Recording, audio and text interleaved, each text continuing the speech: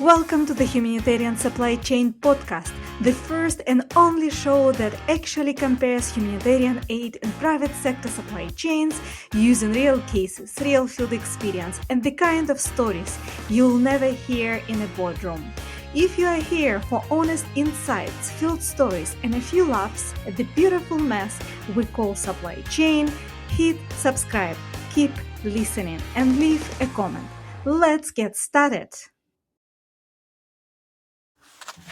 Hello, everyone, and welcome to the Humanitarian Supply Chain Podcast, the show dedicated to exploring the critical and often invisible role of logistics in humanitarian operations. If you ever wondered how supplies reach disaster zones, how aid organizations overcome what looks like impossible challenges, or what lessons the private sector and humanitarian sector can share, you are exactly where you need to be.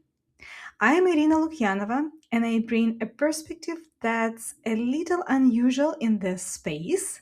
And why? Because I have worked in both worlds, the humanitarian sector and the private sector. And that experience gives me not just the right, but the responsibility to compare these systems honestly, openly, and sometimes a little provocatively. In this podcast, we are going to talk about what works, what doesn't, and how collaboration between these sectors can save lives and build resilience. This show is different. You won't find these conversations anywhere else. And we are going to go beyond theory, dive into real stories, practical strategies, and innovations that actually matter. But before we dive into all of that, let me tell you a little bit about myself. I've spent more than 15 years building and managing supply chains across some of the most challenging environments in the world. My journey started in Ukraine, working in procurement for industrial projects. From there, I moved into supply chain roles with global companies like Ericsson and later into the mining sector in Africa with Nordgold. But everything changed when I entered the humanitarian world. I have led supply chain operations for organizations like Action Against Hunger, Solidarity International, and Relief International, managing emergency procurement and logistics in places like South Sudan, Syria, Iraq, Nigeria, Haiti, and Bangladesh. These were high stakes environments where every decision mattered. Because in humanitarian logistics, delays don't just come and they cost money, yeah? They cost lives. Over the years, I have built deep expertise in strategic sourcing, risk management, and procurement optimizations across both sectors. I have negotiated multi-million dollar contracts, implemented SAP Ariba in the private sector, and helped design and roll out Link, an ERP system built specifically for humanitarian aid. And outside the humanitarian world, I've also led procurement for major capital projects, including EPCM and manufacturing operations. So I've lived the pace, the precision, and the commercial pressure of the private sector too. That combination, navigating high stakes humanitarian missions on one hand and complex commercial supply chains on another, gives me a very practical lens on how these two worlds overlap, clash, and learn from each other.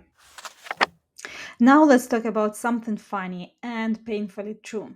Apparently, humanitarian logisticians are like unicorns, mysterious creatures galloping from one country to another country.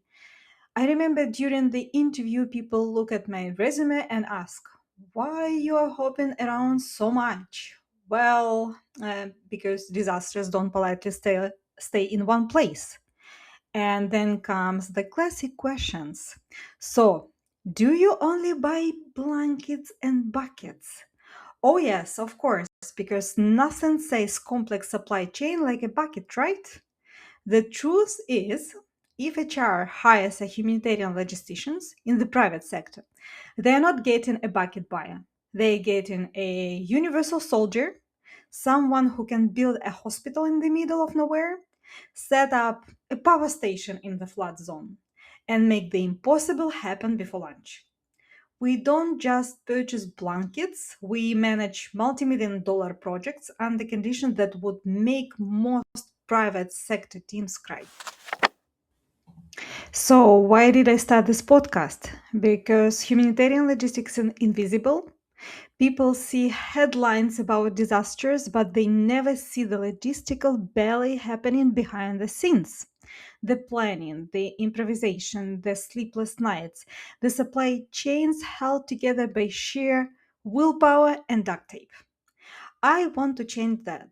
I want people to understand that humanitarian logisticians are not bucket enthusiasts or clipboard careers. We are strategists, negotiators, analysts, and problem solvers operating in some of the most complex environments on Earth. And there is another reason, a personal one, and I want to reveal it. I want to help humanitarian professionals build careers that reflect their true value. Too many of us step into the private sector after years of leading massive operations only to be offered junior roles because our experience doesn't fit neatly into corporate boxes. I know how disorienting it feels to go from managing multi-million dollar supply chains in crisis zones to being told you are not quite senior enough for a middle level role in private sector. This podcast is my way of pushing back. It's a bridge between humanitarian expertise and private sector opportunity. A space where we can talk openly about the systems we run, the skills we've built, and the leadership we've shown. A reminder that humanitarian logisticians are not just employable, we're an asset. And I'll be honest, I am launching this podcast at a moment when the humanitarian sector is under enormous pressure. Funding is shrinking, programs are closing, colleagues with decades of experience are losing their jobs because of geopolitical decisions, shifting priorities, and the influence of powerful actors whose choice ripple across the entire aid ecosystem. Many people are feeling the consequences of decisions made far away from the field. Decisions shaped by political agendas, economic interests, and tech driven narratives about what efficiency should look like. I'm not here to judge someone or attack anyone, but I'm here to say this: when political shifts and corporate ambitions collide with humanitarian realities, it's the people on the ground, the logisticians, the drivers, the warehouse teams, the local partners who pay the price. And right now, too many of them are paying it. So, this podcast is also a form of solidarity, a way to say, I see you, I know what you're carrying, and I want to help you navigate whatever comes next. Whether that means staying in the sector, transitioning out of it, or reinventing your career entirely. I think that humanitarian logisticians deserve visibility. They also deserve respect. They deserve opportunities that match their expertise.